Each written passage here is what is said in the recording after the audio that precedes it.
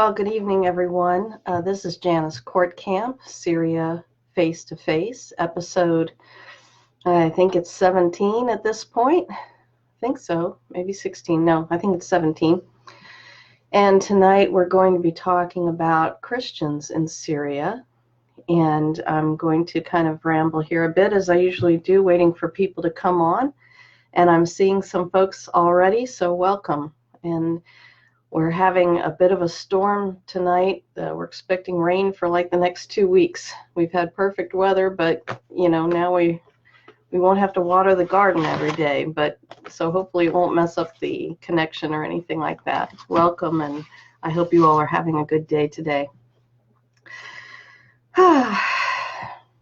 This is a huge topic, and one that is near and dear to my heart. I wanted to start by explaining that, I'm a Christian. I'm not a big fan of organized religion, but I am a person of faith. And as I first started looking into the war in Syria and Syria as a country and started researching it back in 2012, as I've said many times, I was a typical American and I knew nothing. And so one of the Google questions that I put in my search was, are there Christians in Syria? So that tells you how little I knew. But I started looking into it, and I was really rather dazzled at seeing the massive Christmas celebrations and displays that I was looking at on YouTube, and Easter celebrations and churches all over the place. And it really intrigued me because I knew by that time that Syria was a predominantly Muslim country. It's about 90% Muslim. And it was just fascinating to see how the Christians there seemed to be so part of the society, and their celebrations, their holidays, their holy days, so much of the society. And so over the last 6.5 years, as I've been researching, I've definitely put some focus in that direction, and it's a fascinating story. First, I want to say that, good evening.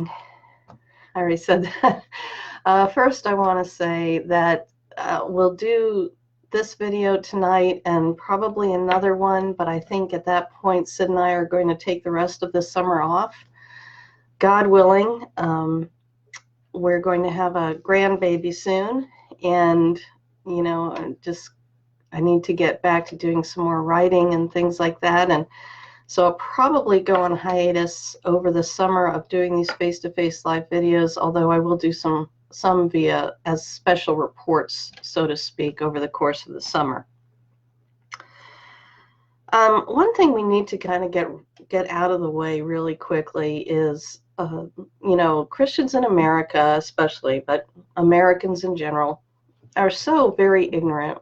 They literally know nothing. As ignorant as I was in 2012, that's actually the condition of most Americans, and particularly Christians in America, still to this day. So we're talking 7 years later. There's a lot of talk about the name Allah, and Christians here are often told that that's the name of the devil, that it's only for Muslims, it's, all kinds of crazy stuff.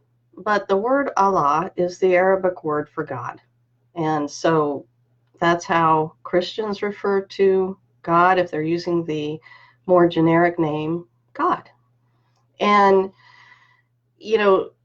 for people who believe the Bible, as Christians, theoretically do, there's a passage in the book of Acts, chapter 2, when the first disciples of Jesus, right after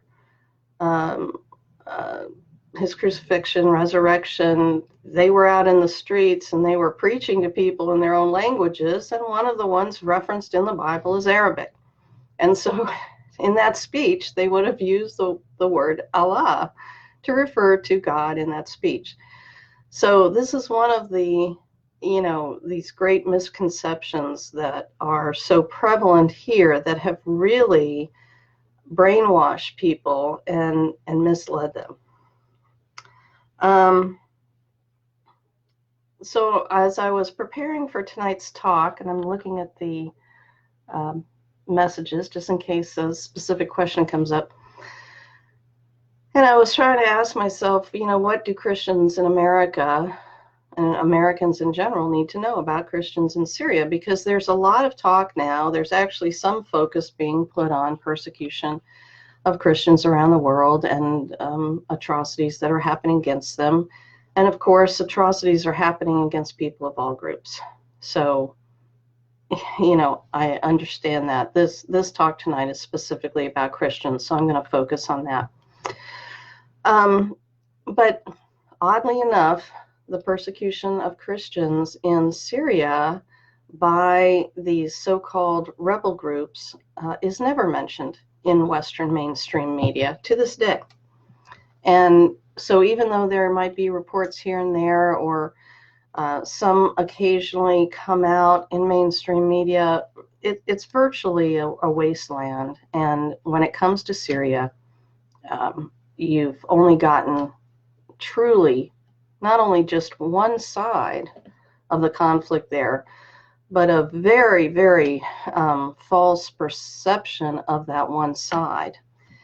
And, well, both sides. But you've only been told one side of the story, and that has actually been highly misrepresented itself. So we're going to go into a little bit of detail there. I'm going to grab a pen because I have my notes written tonight. So the first point that I wanted to make, of course, is that Christians do exist in Syria. And before the war, the population was said to be about 23 million, and of that, 10% were Christians. And I've heard some people in Syria and tell me that actually the percentage was higher. As far as I know, Syria does not take census based on religion. And this is actually a fascinating separate discussion of the differences between Syria and Lebanon, for example. Lebanon also has a huge population of Christians. It's about 30% in Lebanon. But in Lebanon, everything is determined by your religion, your denomination, your sect, etc. So what your religion, or whether you're Christian or Muslim, or whether you're Christian, Sunni, or Shiite, everything is basically determined by what sect you're from, and that's on your identification card, and that determines basically where you live, how you vote, even in many cases your careers and your professions. In Syria, they handled it much differently, and were basically trying to be blind to people's religion and to promote the sense of we're Syrians, we live in Syria together, we're brothers, and a person's religion is their own business. That's between them and God, and what's between you and the other person is them, their character, their personality, your friendship, for example. And that's something that I've really come to appreciate and respect about Syrian society. Some facts that, again, most Americans here have never heard or understood is that Syria was, in fact, the first Christian country. And Christians were actually called Christians first in Antioch, which was part of Syria at that time. And, so from very early on, Syria became the first official Christian country. But it was also the home to many of the very first Christians of the first generation. So, for example, most people know the story of St. Paul. And St. Paul was in Jerusalem, and he was working for the Jewish temple authorities, and they were in full persecution mode against the very first generation of Christians. And Paul was referred to at that time as Saul. And Saul was, many of the Christians from Jerusalem had fled to be safe in Damascus. And Saul was on his way to Damascus to imprison them and get them executed eventually, like Stephen was martyred. But on the road to Damascus, according to the Bible story, Paul was knocked off his horse and blinded by Jesus, who asked him why he was persecuting him. And Paul proceeded to go to Damascus, to the street called Straight, and there he became a Christian, and his blindness was healed, and he became, the great apostle Paul. So this is what we call the road to Damascus experience as far as someone becoming a Christian. But it's also true of people that tend to travel to Syria. And this is fascinating to watch, because in the course of my research and the 6 trips that I've made to Syria, I've also let in 5 separate fact-finding tour groups into the country. And these groups consist of people of all faiths and atheists and total secularists, and, it's not a Christian trip. But what's amazing to see is how going to Syria changes people. And I just wrote this on the Syrian Ministry of Tourism's page. It changes you from the inside out. And there's just something, I don't know what it is. I cannot explain the magic of that country. Because in many ways, it's like every other country. There's just so many problems and issues, and it's messed up, and all kinds of crazy stuff going on there, of course, and that's separate from the war. But in fact, it is just an extraordinarily, it's a unique place, and it gets into your very soul.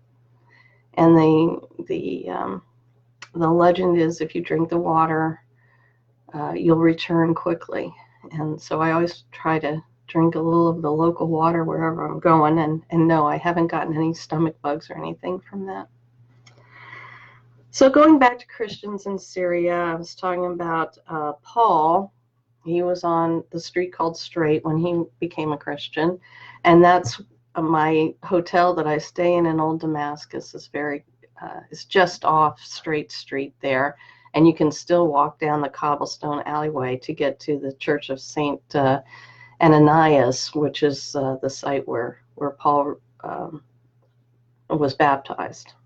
Absolutely fascinating. You have to walk down 2 flights of steps to get to the original structure, of course, and it's still beautifully preserved. And there are beautiful paintings all around the little chapel there that tell the whole story of St. Paul. And this is true, in most of the areas that you go to in Syria, where there are churches everywhere of every denomination. It's primarily Eastern Orthodox, so you have like the Syriac Orthodox churches, and the Antiochian Orthodox churches, and you have also Catholic, Eastern Catholic, Western Catholic, Roman Catholic. You have Armenian churches. The Armenians came in from Armenia and Turkey. The Armenian genocide occurred in Turkey in early 1900, and many of the Armenians fled to Syria to survive, and they've stayed there and thrived ever since. Syria has always been a place where refugees seeking safety have gone, just like those first Christians seeking safety from the Jewish authorities in Jerusalem. How am I doing here? I wanted to briefly mention the photograph that I used as the poster, the online poster for this talk. And that was the time in April of 2017 when I got to meet Pastor Ibrahim in Aleppo. And I had been following Pastor Ibrahim since very early 2013, because as I started researching Christians in Syria, I found a video that he had done on YouTube.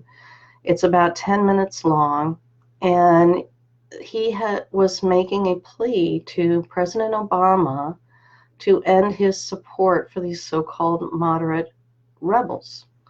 And the so-called moderate rebels of the Free Syrian Army that received not only political support from the US, UK, France, Turkey, and many other countries, including other Western countries, but they had received weapons.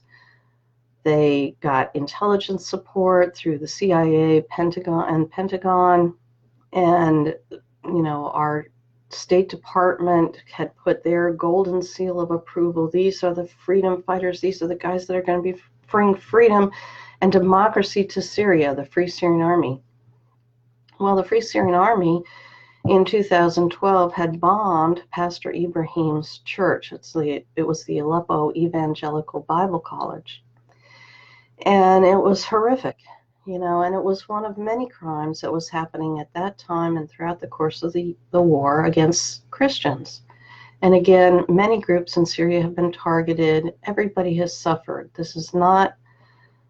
Syrian war is not about, just Christians getting killed. Please don't misunderstand me, but that's our focus of the talk for tonight. So there have been many horrific crimes committed against Christian villages, Christian areas and towns and cities, and this was one of them in Aleppo in 2012. And so I had been hoping someday on my trips to meet Pastor Ibrahim, and if that finally came to be in April of 2017. And we sat down. I was with one of the groups that I've organized at the time. We sat down with him, and he spoke for about 45 minutes or more. Great guys, got wonderful English. And he was just telling us about the things that have been going on that I and many other people have reported on. And then we opened it up for questions, and I let all the group people ask questions who wanted to. And my question was, do you feel, are the Christians in America, or the Christians in the West supporting you? And he answered in a very, I think, nuanced and wise way, as Syrians tend to do. He said, they send us money and they'll pray for us, but they don't support us. In other words, their hearts aren't with us. They aren't active on our behalf. They aren't really, they're sending some money to kind of, I hate to be harsh on my fellow Christians here, but send money to kind of placate their own, feelings. But they really would not make the effort to be informed and be involved. On a similar note, I had a friend call me up because, I'd been ranting and raving on my Facebook page for a while, for years. And I had one friend here who's Christian, and one day I had not heard from her in a while. And I think, like many people, my face-to-face friends, they had, just kind of stopped following me and unfriended me and what have you. But she called me up one day. I was in the middle of the grocery store, and she said, Jan, I need to beg your forgiveness. And I was like, what? What's going on? She said, I was at a prayer meeting, a prayer breakfast or whatever, and the subject of Christians in the Middle East came up, and we were praying, and all of a sudden these two, it was a priest and two ladies from Syria, stood up and said, we can't take this anymore. We have got to tell you the truth of what's going on in our country, because it was obvious the prayers were not being done in any kind of informed way. And so they told the whole story, everything that I had been saying. And so this lady who called me up said, you know, everything that you've been saying, I understand is true now. And I'm just so sorry that I would never listen to you. And that was great, you know, and of course I forgave her. But I haven't heard anything from her since. It's not like she started, you know, sharing my articles or anything. So, you know, that's part of the frustration, is even, you know, it's just so hard to get people here to take that step of being active and being brave and being willing to really research and think for themselves, and then be willing to share that. There's such fear here, and I simply don't understand the fear. If you know something is true, it's your job to say it, and you can say it in a lot of different ways. You can say it in very loving ways if you want. That's what freedom of speech is about. So, you know, that's part of the frustration that we have, all of us activists, about these issues. One case in point is that's similar. After the liberation of Aleppo in December of 2016, Aleppo, as I explained actually last time, was half of the city and much of the countryside was being held by terrorist rebel groups, and they had been attacking civilians on a routine basis that you never heard about in Western mainstream media. They had been kidnapping thousands of people. They had been attacking with mortars, suicide bombs, car bombs, exploding bullets, chlorine gas. None of that showed up in Western mainstream media. In fact, the only thing you heard about Aleppo, as the Syrian army and its allies were working to liberate the city from these terrorist groups, was, oh, those poor little terrorists. Gosh, we just have to be, you know, we're so concerned for these terrorists, the last clown and the last gardener and the last hospital and the last doctor, and all these mythical stories coming from Eastern Aleppo. But eventually, you know, Aleppo was liberated.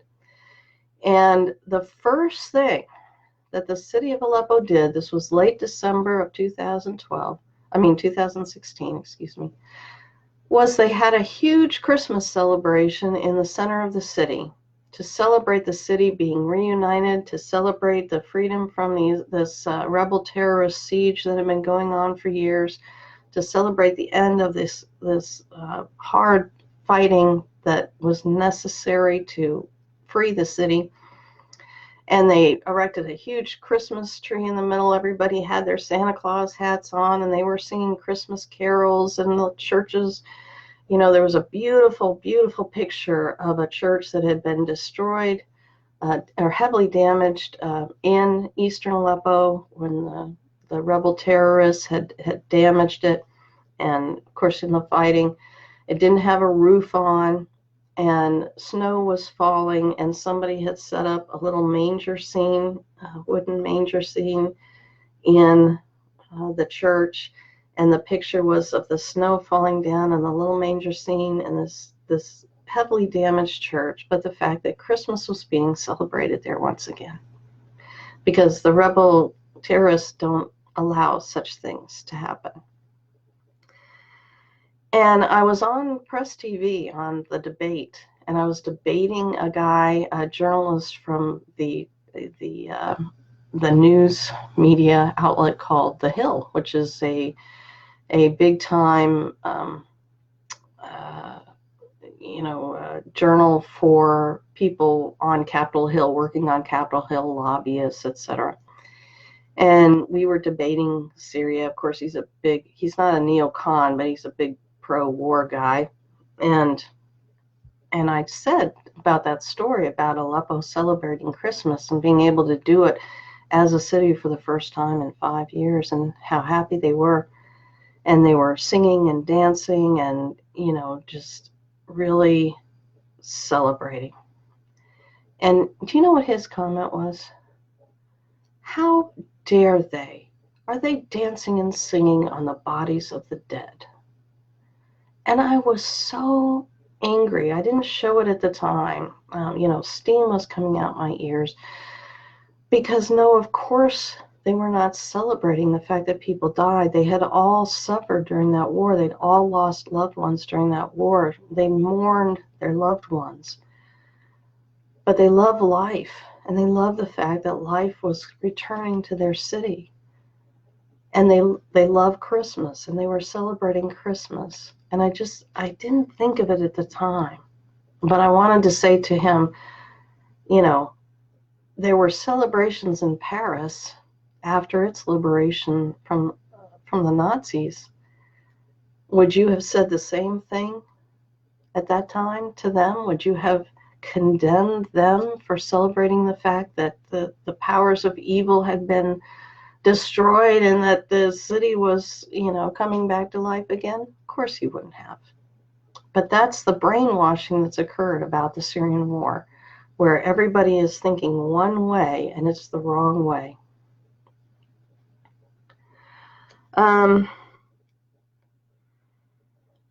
Going back to Christians in Syria, of course, Christians were 10%. It's now estimated that there are 5% or fewer remaining in the country after these 8 long years of war. And this is something that's devastating to the country and the society.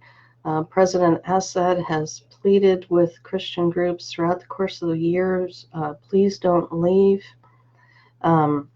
He, of course, has made such a concerted effort to protect Christian communities there. The army often was spread so thin, it's been very difficult, and many did come under attack. But, the army, the president, and most of the people in Syria want to protect the Christians, and everybody else, all of the good civilized people, want their secular multi-confessional or many religions society in Syria. For example, in 2012, the Minister of Defense, the top guy in Syria's defense, was a Christian fellow, and he was killed early on in the war in a huge bombing that took place and wiped out a lot of the military command of Syria. Currently, the head of parliament is a Christian man. Christians are a part of every aspect of society. For example, the Grand Mufti, who is the leading religious figure in Syria, amazing man I've met several times. He's a Sunni Muslim, but he will say that Syria is a country of 23 million Christians, meaning we're all in this together. And his best friend and closest advisor is a Christian man. It's interesting that one of the archbishops of the Syriac Orthodox Church, when Senator Richard Black met with him, said we're a country of 23 million Muslims, after Senator Black had told him what the Mufti had said. And it's this case of we are Syrians, and we're brothers and sisters, and we're in this together. And this is one of the major points that I want to make tonight. As I was researching Syria and seeing all of the YouTube videos, for example, on Christmas there and the church services and celebrations, I got to experience some of that on many of my trips. I always go in the spring and the fall when the weather's the nicest. I'm kind of selfish that way. And oftentimes I've been there during the Easter week celebrations, what they call the Holy Week. And my first trip was there during the Easter week. And, I've made a point of going around to Christian communities and Christian areas to see their celebrations and what they were doing. And on one Palm Sunday, I've described this before, I was going around the Christians who were all coming out after church in Old Damascus and heading to the cafes, hanging out together as families, and I was going table to table asking them, if I could ask them questions, and most of them said sure. And it was really heartbreaking to talk to the families, because many of the families, there'd be 10 or 12 people of the family collected at the table, and I was asking them, if they were going to stay, and some of them were crying and saying that, like half the family was leaving because they had to go to find a better economic situation. We're going to talk about this more in a little bit. And when I asked them what Syria was like before the war, many times the response was, it was almost paradise. It was almost perfect. Christians were thriving in Syria before the U.S. decided to bring, freedom and democracy to it at the hands of Al-Qaeda, ISIS, and legions of other terrorist groups wanting to turn secular, safe, stable, women-empowering Syria into a religious fundamentalist Sharia law-based state. And I'm sorry this is shocking to people in America, but that was the objective, and that was who we planned to turn the country over to throughout the course of this covertly manufactured war and then overtly fought war. But that was the objective, was to eliminate this secular society of many religions getting along together and respecting each other and turning it into a religious fundamentalist Sharia law-based state.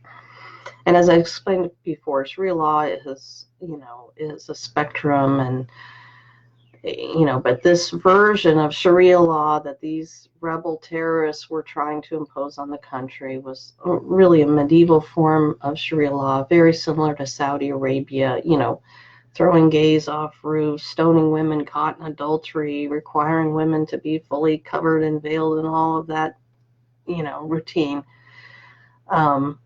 This was the intention of the United States and its allies. And so every person, every human being on the planet who's an actual human being should be celebrating the fact that Syria is winning this war against these terrorist rebel groups. But instead, in Western media and through Western governments, we just hear one terrible lament after another that, oh, President Assad has won. Oh, this is terrible.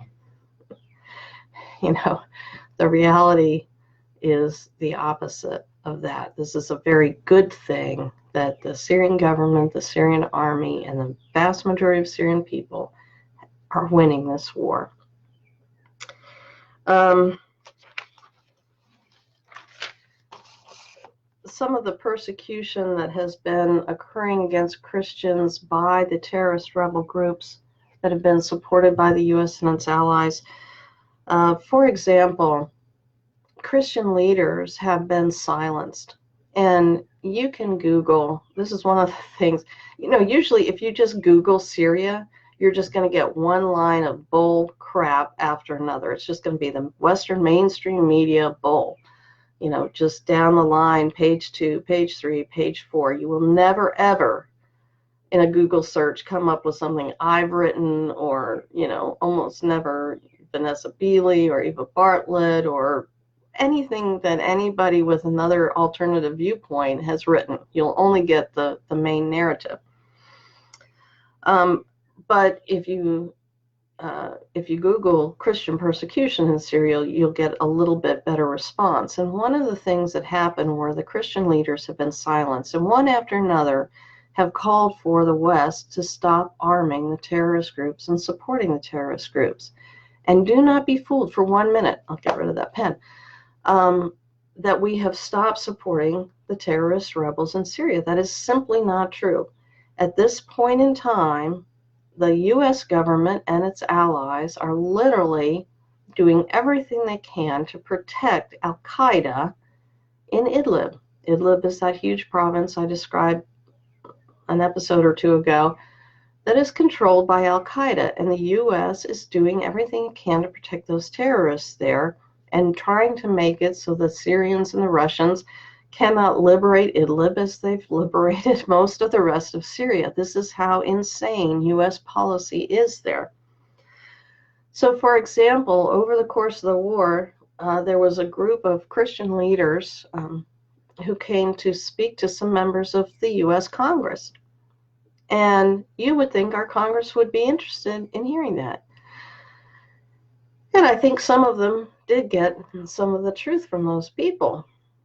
But John McCain, Senator John McCain, who just got the hero's funeral, who's called the great hero of America, who is this, he was practically deified during his funeral. He was so angry that those Christian leaders were allowed to speak to Congress. He did not want them allowed in the room. He did not want them allowed to be able to share their side of the story.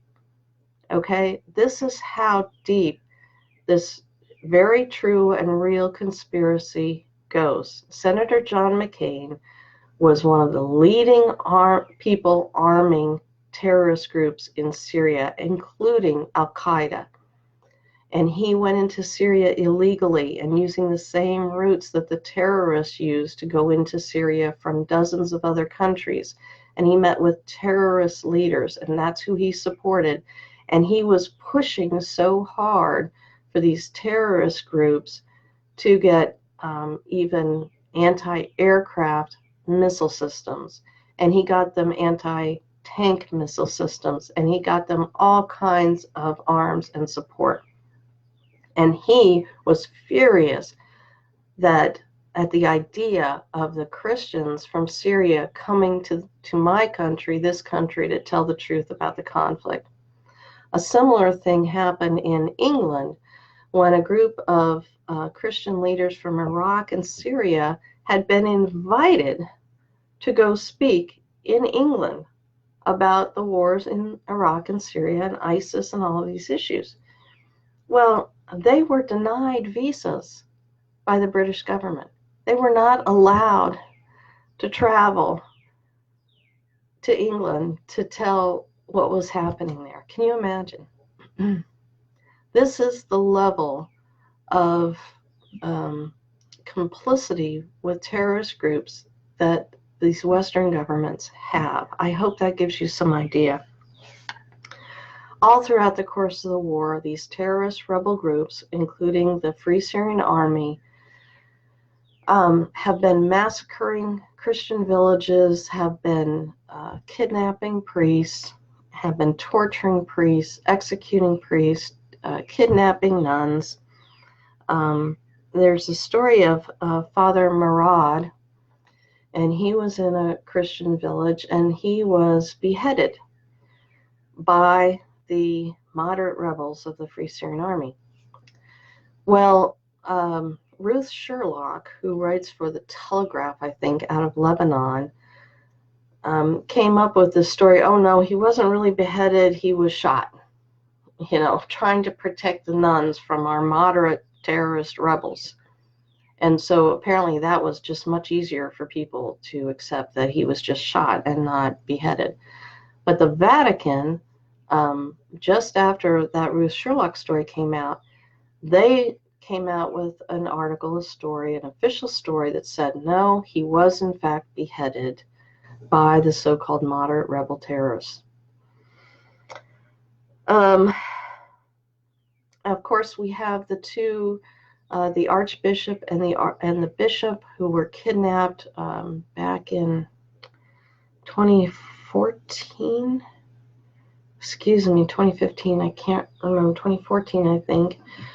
They were kidnapped by al-Nusra, which is Al-Qaeda in Syria. And, that's who is holding Idlib now, al-Nusra, Al-Qaeda. It's called HTS now. They changed their names to remarket their brand, but it's all the same thing. They kidnapped the Archbishop and Bishop, and they've never been heard or seen since. and we're hoping they're still alive, but it's a very slim hope at this point.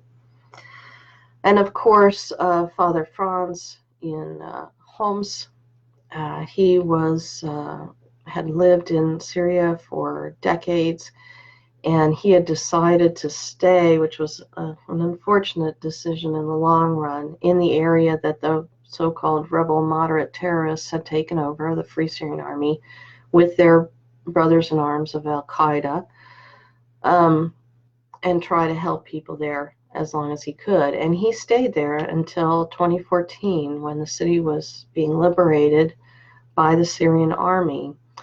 And just before the city was liberated, the moderate rebels executed him in his church courtyard. They shot him in the back of the head.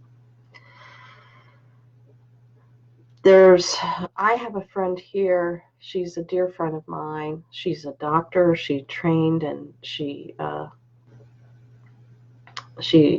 is a doctor here. And she comes from a little village in Latakia. It's a Christian village. And, this village, the Free Syrian Army went in early on in the war.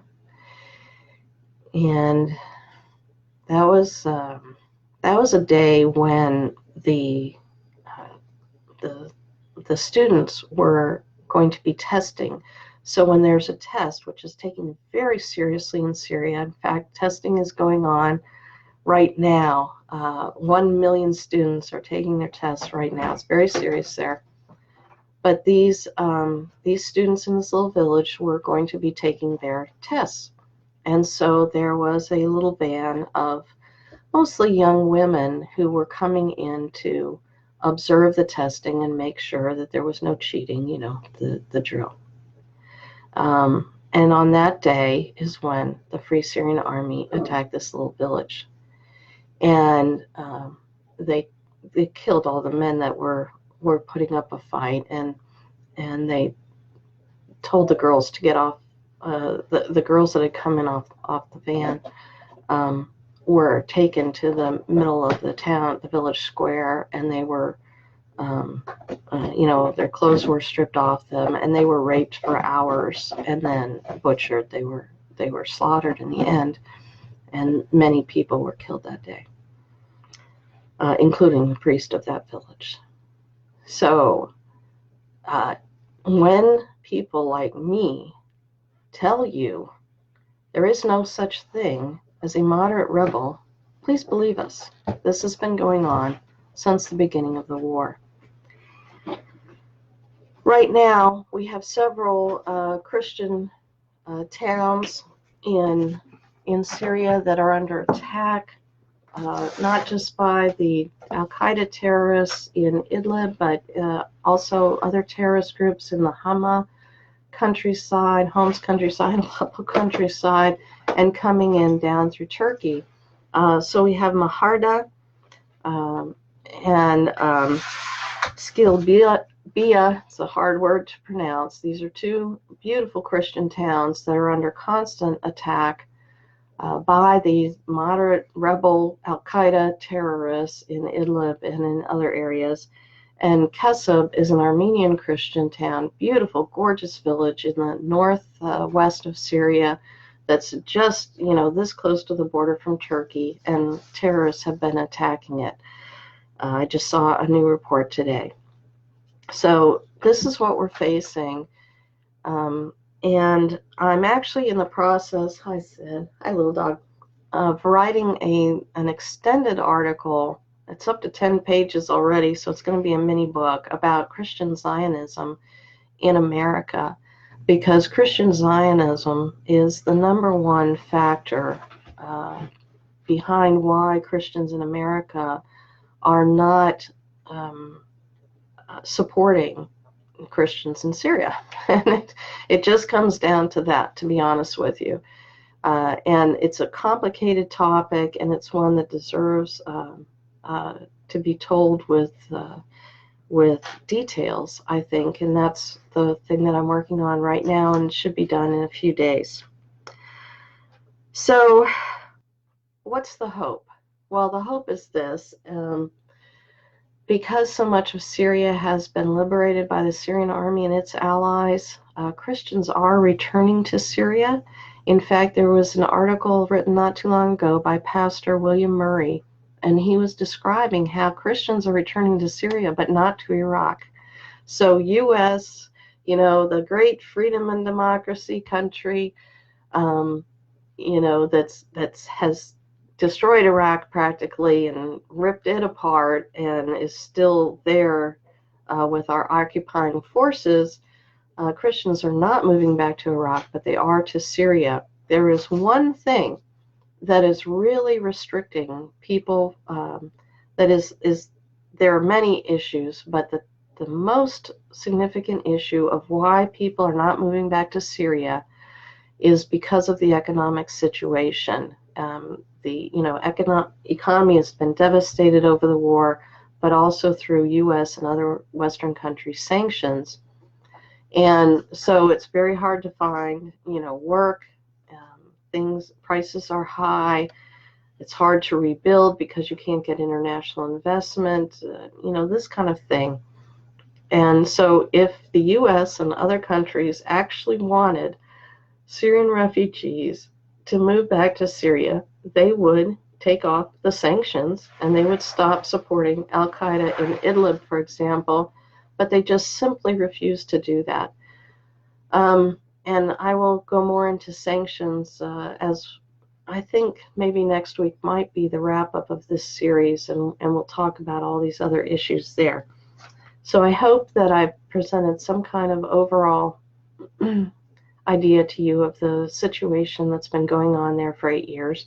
And now we have, wow, you've got he's got his Farmer John hat on that has seen better days, like really a lot better days, honey.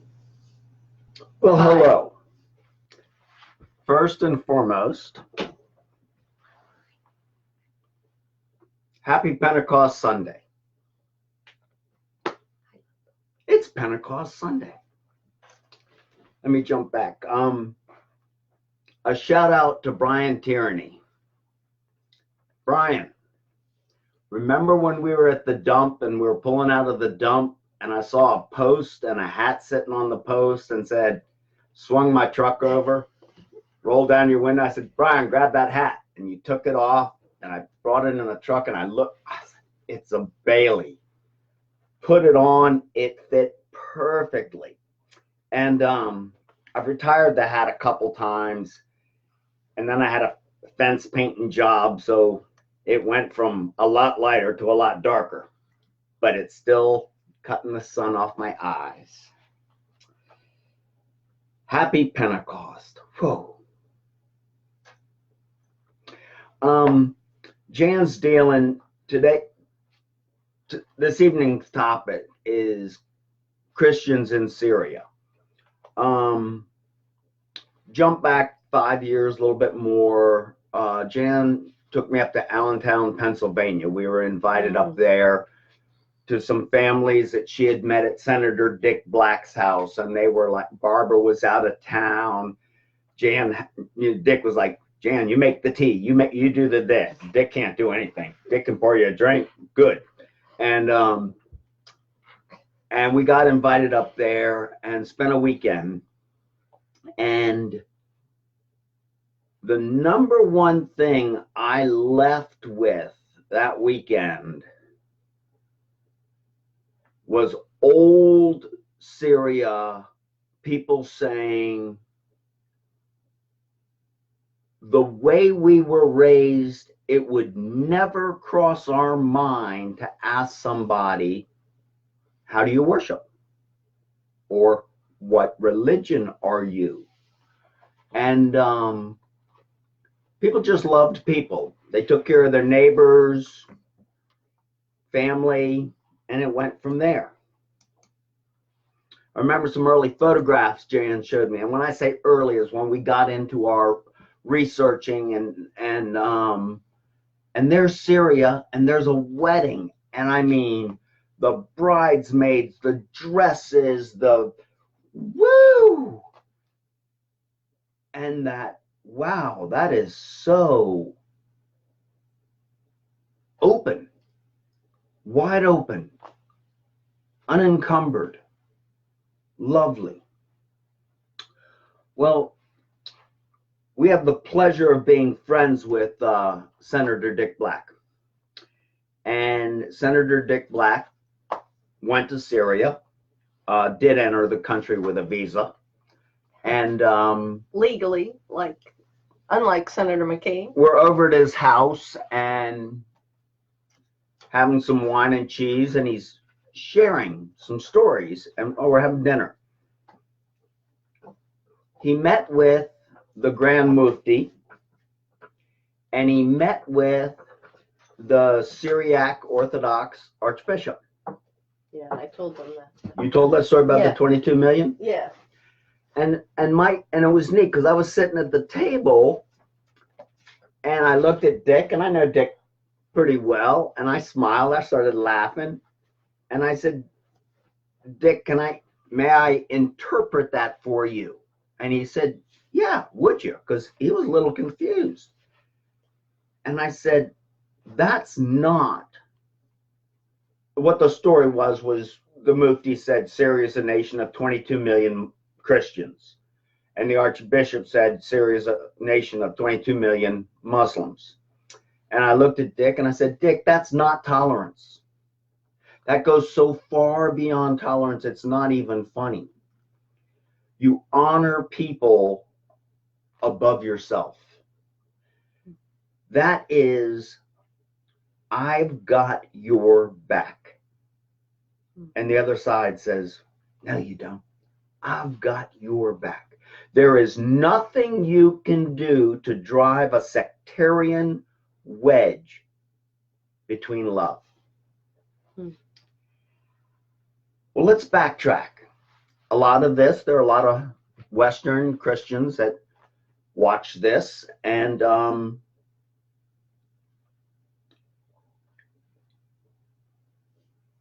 the Pentecost that happened after the Lord Jesus was raised from the dead, the Holy Ghost comes down in the upper room, 120 people gathered. They're filled with love. They're filled with power. They're filled with glossolalia, the gifting of angelic languages. And the church is birthed. And basically, as over time, they're driven kind of out of Jerusalem, or a bulk of them. Where do you go? You go to Damascus, and there's Saul, a super duper ultra Pharisee of Pharisees. I'm going to go get him. And on the way, he gets struck down blind. He had one good line. He said, who are you, Lord? And the voice says, I am Jesus. Why are you persecuting me? I went into a little detail. Oh, I wasn't listening. I know, so we can skip some repeats. You got to review. And Damascus, the birthplace of the church in so many ways. I remember Jan, she'd go to Syria, and God bless her mom, who's still alive. She'd be like, yes, Jan's in Syria, and she took her Bible and she's doing Bible studies with the people. And it's like, that's nice, Marge. But, that's not what I do in Syria. That's like, woo! She went, loved, and learned. She was discipled way much more than she discipled. And I use those words in terms of how to be a human being. People being people and just being great to one another in a very adverse situation. Yeah, and I wish that people here could understand that, so many of our dearest brothers and sisters of the heart are Muslims, and atheists and all kinds of people of all kinds of religions. And this is one of the things that Syria really has taught me, amongst so many things, and that is just to really enjoy other human beings. And I wish that people here could know that the Christians in Syria have been defended and protected by the 90% Muslim army of Syria, by Hezbollah fighters, by Iranian fighters, by the Russians, and that if it hadn't been for the Syrian Arab Army and its allies, the devastation of the Christian community in Syria would have been total. You know, you think about different countries. If my wife wanted to share like this in Arabia, that's a no-can-do situation. The word that kind of came to me was ethnic cleansing, thought cleansing. You can't think other than how we think. And so you have Arabia, and then I think of Jerusalem, and ethnic cleansing. To be open and in love and with Jesus in Jerusalem is not really a cool thing to do.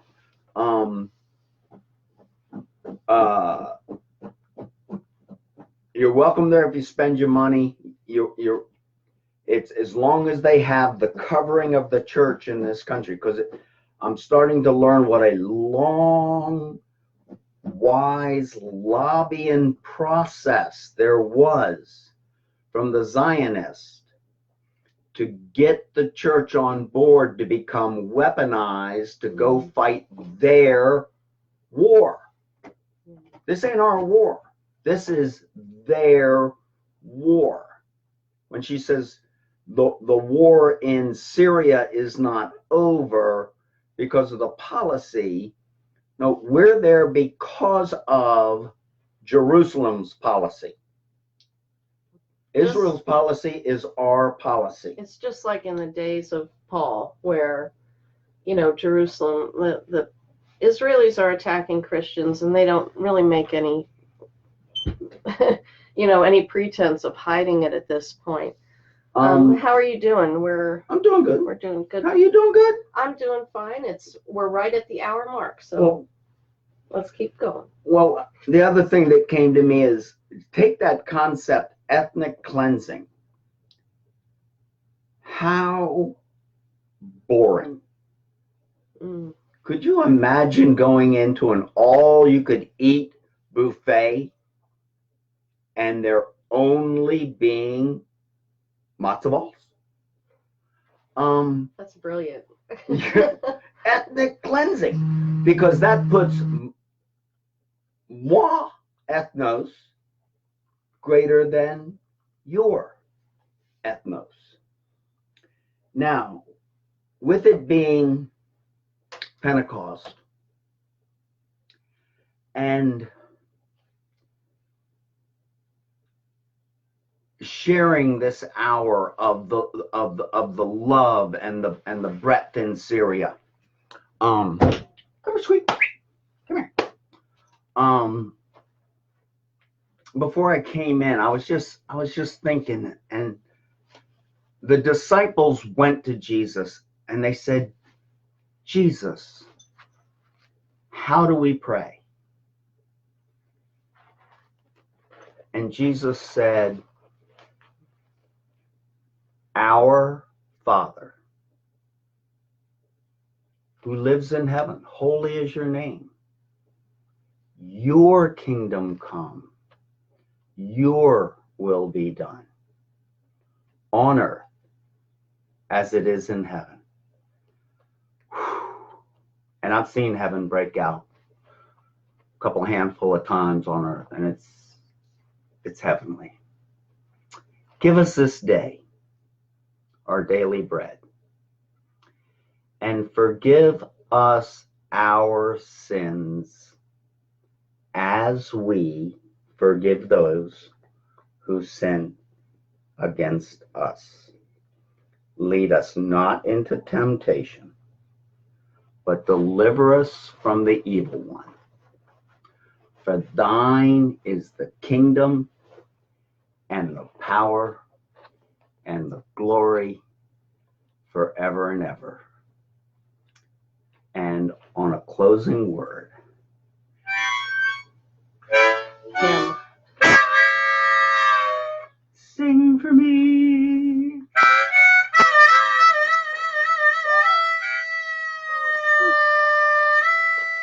Sing for me. Oh, wait, wait.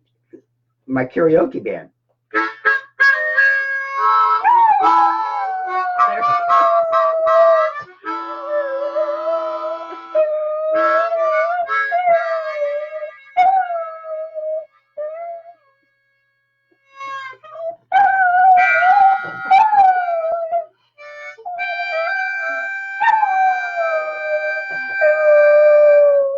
That's a great big little dog. I love you. I love you. I love you. We love you all. Thanks so much for joining us, and enjoy the rest of your Sunday. Good night, everybody.